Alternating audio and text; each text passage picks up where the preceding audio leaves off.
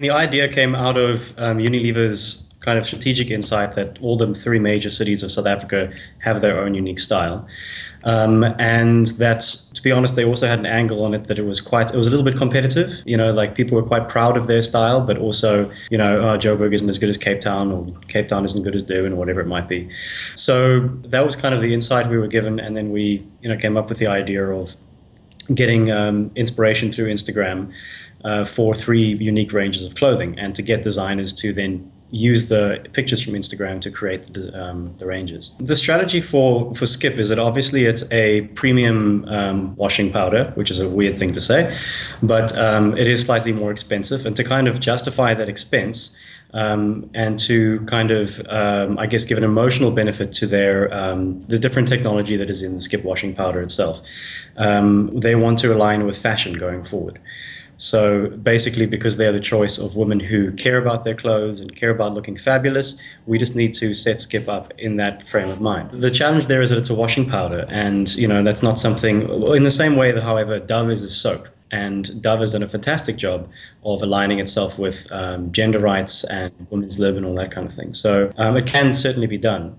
It was just a case of putting Skip next to things that are aligned with fashion, rather than saying Skip's about fashion. We always kind of counseled Unilever very carefully to say, you need to slowly build that association, and you need to let it be a natural thing. You can't force retail, you can't force brand too much into the situation, because you're being cool by association with them. They're not being cool by association with you, kind of thing.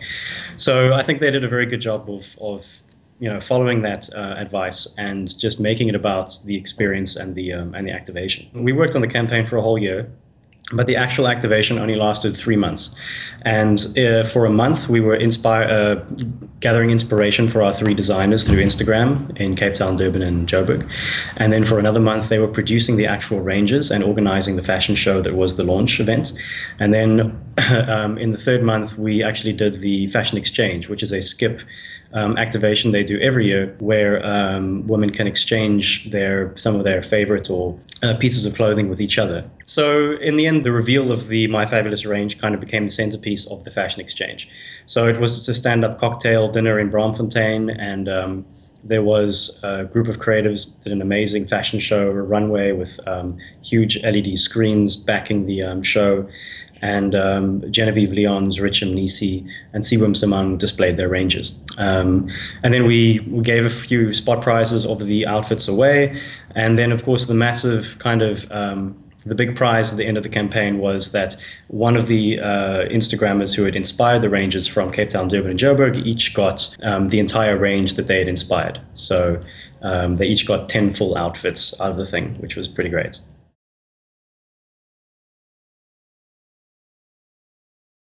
It's a fashion event where you bring three garments with you and you hand them in at the beginning, and then there's a team there that kind of, I guess, rates them on, on brand and quality and trendiness or whatever it might be. And then at the end of the fashion exchange event, you all go into a big room where everything's on hangers, and you can get three new garments. So you give three and you get three. So it's an opportunity, basically links in with Skip's idea of keeping keeping clothes fabulous. So the idea that you can actually trade them and get more life out of them, rather than just throw them away or keep them in the back of your cupboard.